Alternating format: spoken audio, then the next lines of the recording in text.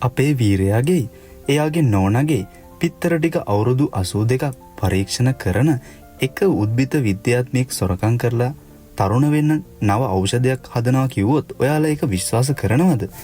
ඉතින් මේ පුරාවෘත්තයක එන දඟරවලිගා එහෙම නැත්තම් ලෝකයේ සමතුලිතතාවයේ ආරක්ෂකයා ඔවුන්ගේ පරපුර වෙනුවෙන් මෙන්ම සමස්ත ලෝකයේ පැවැත්ම වෙනුවෙන් ඔවුන්ගේ බිත්තර ආරක්ෂා කරගත හැකි වේද? නැත්තම් අර පරීක්ෂණ කරන විද්‍යාත්මයා දිනයිද? රැඳිලා ඉන්න දිගටම අපේ කතාවත් එක්ක. අපේ පොඩි කාලේ ලස්සන මතක ගොන්නක් එකතු කරපු දඟරවලිග ලපවානරගේ ලස්සන කතාවක් ගැන කියවෙන 2012 නිකුත් වුණු හූබා on the trail of the merciful කියන ලස්සන මූවි එක ගැන. ඔන්න ඉතින් අපිට කතාව පටන් ගද්දිම පෙන්වන්නේ ගොඩක්ම විනෝදකාමී මිනිසුන් පිරිසක් ජීවත් වන ලස්සන නගරයක් ගැන. ඒ නගරේ කොනක ඉන්නවා එයාගේ සුරතලත් එක්ක තනිවුණු පුංචි ගැහණු ළමෙක්. ඉතින් මේ ගැහණු ළමයා ඔන්න එකපාරටම මහා හයියෙන් අඬන්න ගන්නවා. ඉතින් එහෙම Taman අඬන්නේ එයාගේ ගිරවට උදව් කරන්න කවුරුවත්ම නැහැ කියලා. ඉතින් එතනට ආපු වයසක ජෝඩුවක් මේ ළමයාට උදව් කරන්න ඉදිරිපත් වෙනවා. ඉතින් ඒ ළමයා අර වයසක ජෝඩුවට කියනවා මගේ එකම යාළුවා වෙච්ච ගිරව මැරෙන්න යන්නේ. මට මේ ගිරවට බෙහෙත් ටිකක් අරගෙන දෙන්න සල්ලි නැහැ. පුළුවන් නම් උදව් කරන්න කියලා. එතකොට ඉතින් අර වයසක ජෝඩුවගේ හදවත ගොඩක් කුණු වෙලා මේ වයසක ජෝඩුව මෙයාලට උදව් කරන්න තීරණය කරනවා. ඉතින් එයාලා අර පොඩි ළමයාව එක්කගෙන ගිහින් ගිරවට බෙහෙත් අරන් දෙන්න කටයුතු කරනවා. ඉතින් එතනට ආපු මිනිස්සෙක් අර ගිරවව පරීක්ෂා කරන්න පටන් ගන්නවා. ඒ මිනිස්සයා ගිරවගේ හොට ඇතුළට අත දාලා ස්පන්දනය බලනවා වගේම ගිරවගේ පෙනහළු තද කරලා විවිධ දේවල් කරලා ගිරව යථා තත්ත්වයට පත් කරන්න උත්සාහ දරනවා. ඉතින් අවසානයේට මේ මිනිස්සයා කෘත්‍රිම ශ්වසනයක් දෙනවා. ඉතින් වාතය පිඹින්න පුළුවන් බටයක් අර මහලු යුවලට දීලා පුළුවන් තරම් වේගෙන් ඒක පිඹින්න කියනවා. ඉතින් හිමීට ගිරව ගාවට නැමිලා මේ මිනිස්සයා ගිරවට පියාඹන්න කියලා කියනවා. සමගම ගිරව වේගෙන් පියාඹන්න පටන් ගන්නවා. ඉතින් අර වයසක ජෝඩුව මේ මිනිස්සයාගෙන් මේ ගිරවගේ ප්‍රතිකාර වලට ගාණ කීයද කියලා අහද්දි මේ මිනිස්සයා රුපියල් 5000ක් ඉල්ල ගන්නවා. ඉතින් ඔන්න ඊට පස්සේ අර වයසක හාදයා ගියාට පස්සේ අර සත්තු දොස්තර විදිහට පෙනී ඉඳපු මිනිස්සයා ළමයි ටිකක් පිරිවරාගෙන ඉන්නවා. ඉතින් මෙයාලගේ වැඩේ තමා සංචාරකයෝ රවට්ටලා එයාලට ගිරව රෝගී කියලා පෙන්නලා සල්ලි කඩා ගන්න එක. ඒකටම හරියන්න ගිරවත් හොඳටම හැදිලා තමයි ඉන්නේ. අර චූටි ගෑනු ළමයා එයා අර සංචාරකයා රැවට්ටුවේ එකට තාත්තට උදව් කරා කියලා තාත්තට ඒ ගෑනු ළමයා කියනවා අලුත් පොත් අරගෙන දෙන්න කියලා. ඒත් ඉතින් තාත්තා කියනවා පස්සේ ගමු කියලා. ඒ වැඩේ ටිකකට පස්සට දානවා. ඉතින් හැමදාම තාත්තට ඕනේ වැඩේ කරගෙන Tamanට අවශ්‍ය කිසි දෙයක් අරගෙන දෙන්නේ නැහැ. හැමදාම බොරු කරනවා කියලා. මේ ළමයා තාත්තට බොරුකාරයා කියලා කෑ ගහනවා. ඒත් මෙයාට ඒකට හරිම තරහයි. මොකද මෙයා දඟරවලිගව කාලයකට කලින් දැකලා තියෙනවා. ඒක හින්දා එයා ළමයින්ට ඒක හැමදාම කියනවා. ඒත් ළමයි කියන්නේ ඔය බොරු විස්තරේ දිගටම අපිට කියන එක නවත්තන්න කියලා. මොකද ඒ ළමයි හිතන්නේ හැමදාම තාත්තා බොරු කරනවා කියලා. ඉතින් මේ ඉන්නේ පුවත්පත් වාර්තා කරන කෙනෙක්. එහා පැත්තෙන් ඉන්නේ එයාගේ තාත්තා. ඉතින් මේ මාධ්‍යවේදියා විදිහට ගියපු තැන් දැකපු දේවල් ගැන විස්තර කරන එකම බොරුව අහලා එතන ඉන්න මිනිසුන්ට එපා වෙලා තියෙන්නේ. ඉතින් මෙයා මෙහෙම දිගටම බොරු කියන හින්දා මේ නාලිකාවේ කාටවත්ම එයා ගැන විශ්වාස කරන්න නම් බෑ. මේ පුවත්පත් වාර්තාකාරයාට කියනවා පුරාවෘත්තයේ එන දඟරවලිග ගැන හොයන්න. ඒත් ඉතින් මෙයා කොච්චර ඒකට අකමැති වුණත් දඟරවලිග ගැන හොයන්න පැලම්බියා වලට ගියේ නැත්තම් ඔයාගේ රස්සාවට හානියක් වෙයි කියලා එතන ඉන්න තවත් සේවිකාවක් ඔහුට බල කරනවා. ඉතින් මෙයා ඊළඟ දවසේ උදේම පැලම්බියා යන්න පිටත් වෙනවා. ඉතින් පැලම්බියා වල හරිම සුන්දර විශාල වනාන්තරයක් තියෙනවා. ඉතින් ඒකේ තමයි අපේ කුඩා කාලයේ වීරයා වෙච්ච දඟරවලිග ජීවත් වෙන්නේ. ඉතින් ඔන්න එදා දඟරවලිග ගස් අතරින් පැන එයාගේ කූඩුවට යනවා. ඉතින් මේ දඟරවලිගගේ නෝනා පිටතර දාලා ආරක්ෂා කරන ගමන් තමයි ඉන්නේ. ඉතින් ඊළඟට අපිට පෙන්නනවා අර කුරුල්ලන්ට බෙහෙත් කරපු මිනිස්සයව. ඉතින් අපි කතාවේ මෙයාට මෙතනින් පස්සේ ජොනි කියලා හඳුන්වමු. ඉතින් ජොනි මේ පැත්තේ ඉන්න ණයකාරයෝ වගේකට ණය වෙලා තමයි ඉන්නේ. ඔන්න එදා ඒ අය ජොනිගේ ගෙදර ඇවිත් ඒ ගෙදර ලොකු කලබලයක් ඇති කරන්න පටන් ගන්නවා. මේ මැරයන්ට ජෝන් 16000ක් ණය වුණත් ජොනී ගාව තියෙන්නේ දැන් රුපියල් 100ක් විතරයි. ඉතින් ඒ සල්ලිත් අරගෙන එයාගේ දුවගේ සුරතලා වුණු ගිරවත් අරගෙන සල්ලි නැවත දෙනකන් ඔවුන් ගිරවව ඇපේට තියාගන්නවා. ඉතින් ජොනීගේ දුව ගොඩක්ම වේදනාවෙන් කියනවා මට ගිරවව නැති කරගන්න බෑ මොකද එයා මගේ එකම යාළුවා කියලා. එතකොට ජොනී කියනවා මම ඔයාගේ ගිරවට මොනවත්ම වෙන්න දෙන්නේ නෑ කියලා. ඔවුන් කියන දවසට කලින් මං අනිවාර්යයෙන්ම සල්ලි හොයාගන්නම් කියලා මේ ගිරවව බේරගන්න. ඉතින් අර මැරකල්ලියේ මිනිස්සු ගිරවව අරගෙන යනවා. පුවත්පත් වාර්තාකාරය වුණු රොනාල්ඩ් කියන්නේ කොලොම්බියාවල දඟරවලිග ගැන හොයන්න ජොනීගෙන් උදව් ගන්න කියලා. ඉතින් රොනාල්ඩ් ජොනීට මේ දඟරවලිග රූගත කිරීමට අවශ්‍ය බව කිව්වට පස්සේ ජොනී ඒකට මිලක් නියම කරනවා. මොකද ඔහුට මේ මුදල් අවශ්‍යයි ගිරව බේරගන්න.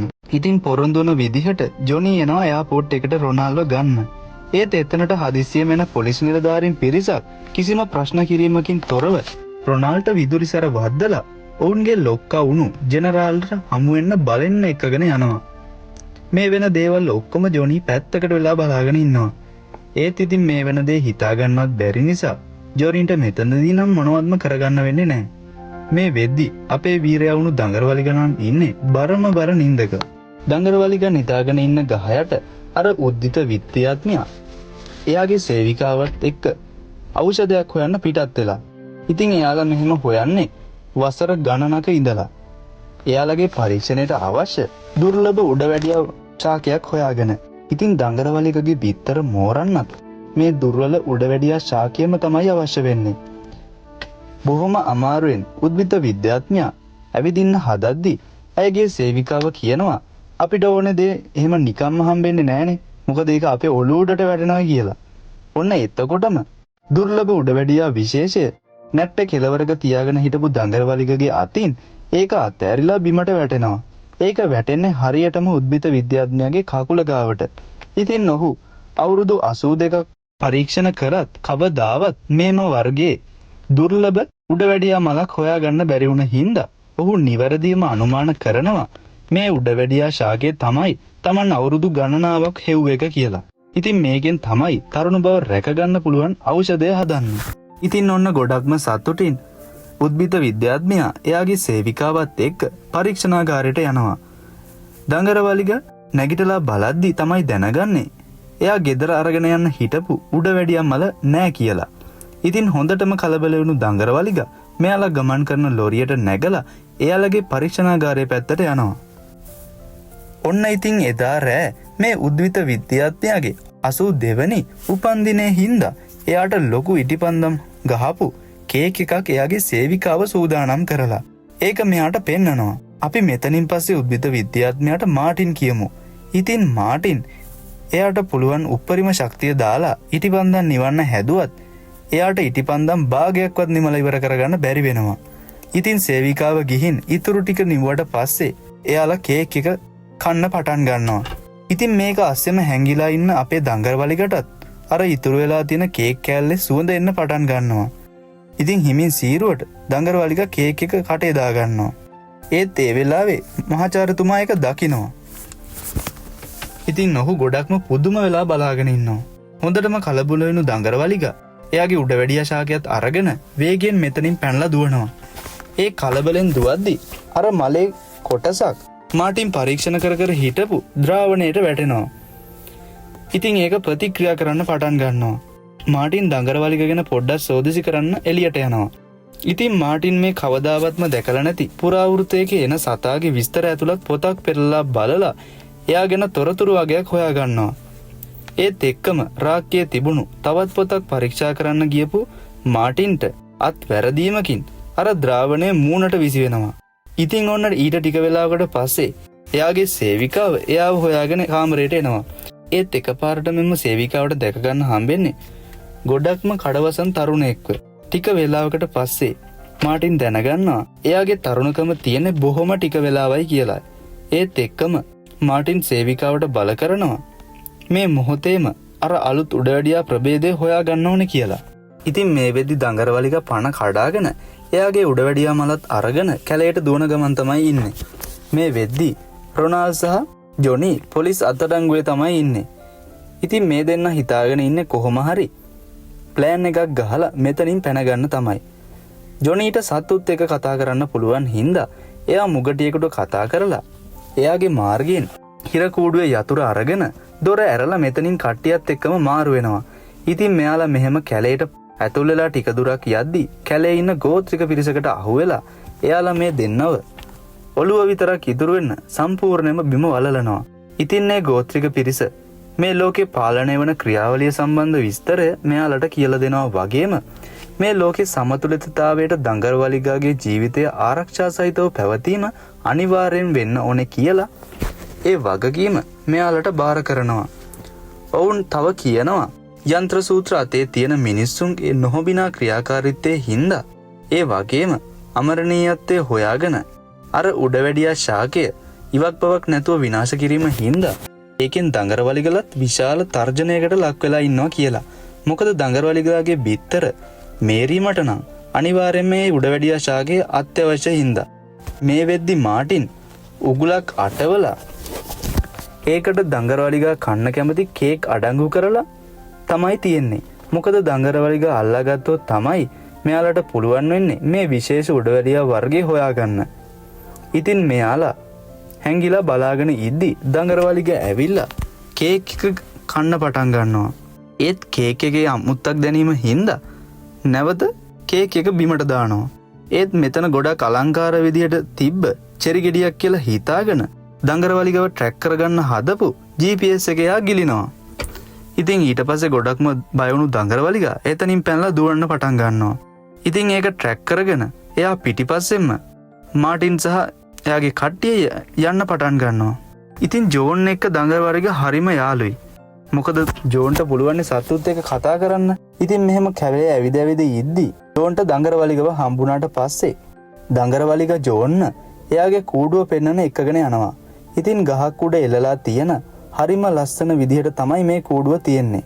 ඒත් දඟරවලිගගේ හාමිනේ මෙතනදී ජෝන්ව දැකලා හොඳටම බය වෙලා කෑ ගහලා දඟරවලිගට හොඳටම දොස් කියන්න පටන් ගන්නවා. මොකද එයාලා බිත්තර ආරක්ෂා කරමින් ඉන්න හින්දා එයාලට කරදරයක් වෙයි කියලා. මේ වෙද්දි දඟරවලිගගේ හාමිනේ මෙතනින් තරහ වෙලා එතනින් යන්න පිටත් වෙනවා. දඟරවලිගට මේ මිනිස්සයත් එක්කම ඉන්න කියලා. මේ වෙද්දි දඟරවලිගා අල්ලගන්න එතනට ආපු හමුදා බඩව කිහිප දෙනෙක් එක්කගෙන මාටින් මෙයාලා ළඟටම එනවා. ඉතින් හොඳටම තරහ අරගත්තු දඟලවලිගා එයාව අල්ලගන්න ආපු නිලධාරීන් ඔක්කොටම පහර දෙනවා. දන්නවනේ ඉතින් දඟරවලිගා නැට්ටෙන්නේ ඉතින් ඔක්කොම කරන්නේ. එතන ඉඳන් නිලධාරීන් ඔක්කොටම දඟරවලිගා හොඳටම ගහනවා. ඉතින් ටක් ගාලා දඟරවලිගා කූඩුවට ගිහිල්ලා එයාගේ බිත්තර ටික ආවරණය කරනවා. ඒත් එක්කම දඟරවලිගට ඉලක්කය අල්ලගෙන ඉන්න එක සොල්දාදුවේ දඟරවලිගට සිහි නැති වෙන්න උණ්ඩයක් නිකුත් කරනවා. ඉතින් මේ මිනිස්සු කට්ටිය දඟරවලිගව කූඩුවක ගැට ගහලා තිබුණු වැල් ඔක්කොම කපපු හින්දා කූඩුවත් බිමට වැටෙනවා. ඉතින් මේ මිනිස්සු දඟරවලිගව හිර කරනවා. මේත් එක්කම ජෝන් ගේමට බහින්න පටන් ගන්නවා.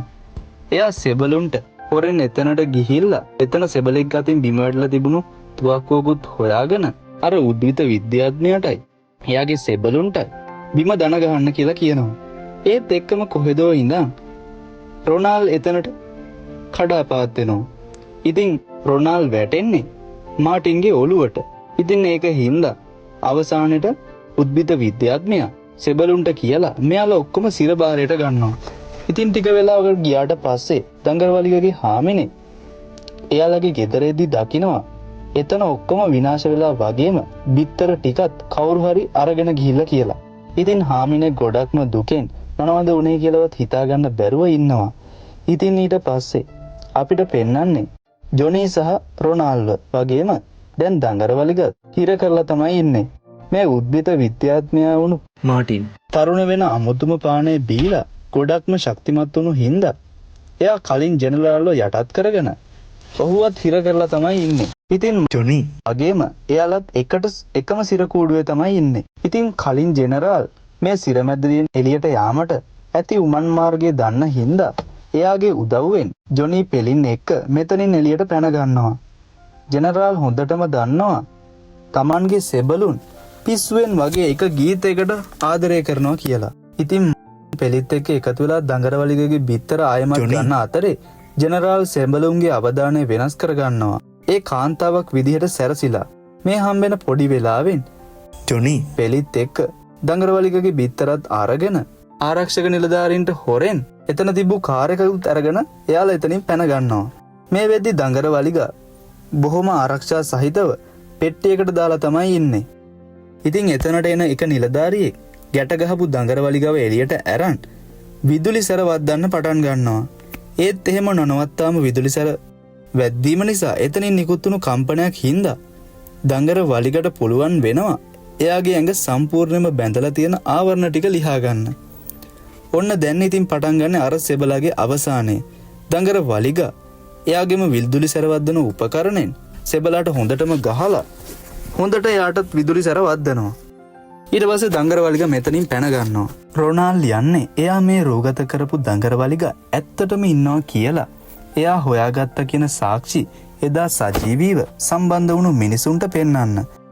ඒත් ඉතින් අවාසනාවකට එයාගේ කැමරාවේ මේවා රෙකෝඩ් වෙලා නම් නැහැ. ඉතින් මේ වැඩසටහන සජීවීව බලාගෙන ඉන්න දහසක් මිනිස්සු වගේම ආයතනයේ සියලුම කට්ටිය හිතන්නේ මේ දෙන්න කිසිම වැඩකට නැති හැමදාමත් බොරු කරන අය කියලා. ඔන්න එතකොට එක පාරටම මාටින් මෙයාලව හොයාගෙන රූගත කරන මැදිරියටම එනවා. ඉතින් මේ වෙලාවේ කැමරාකරුත් එයාගේ දිශාවට කැමරාව අල්ලනවා. ඉතින් අපේ වීරයා වෙච්ච දඟරවලිගත් මෙතනට එනවා. මාටින් දිගටම දරඟවලිගට ප්‍රහාර එල්ල කරනවා. ඒත් ඒ හැම එකකින්ම දඟරවලිග ආරක්ෂා වෙනවා. ඉතින් දැන් මේ සියලුම දේවල් ඒ වෙලාවේ සජීවව යන හින්දා මෙයාලා කාලයකට කලින් ඔප්පු කරන්න හදපු දඟරවලිගගේ පුරාවෘත්තය දැන් හැමෝටම විශ්වාස කරන්න වෙනවා. දඟරවලිග මාටින්ට බිම වැටෙන්නම් ප්‍රහාරයක් එල්ල කරනවා. ඒත් ඉතින් තරුණකමේ බෙහෙත ගොඩක්ම පානය කරලා ශක්තිය ගොඩක් අරගෙන ඉන්න හින්දා මාටින් නැවතත් නැගිටිනවා. මාටින් එතන තිබ්බ බෝලයකින් යකඩ ලාම්පුවකට ගහද්දි ඒ කොටසම ගැලවිලා දඟරවලිගගේ ඇඟට වැටෙනවා.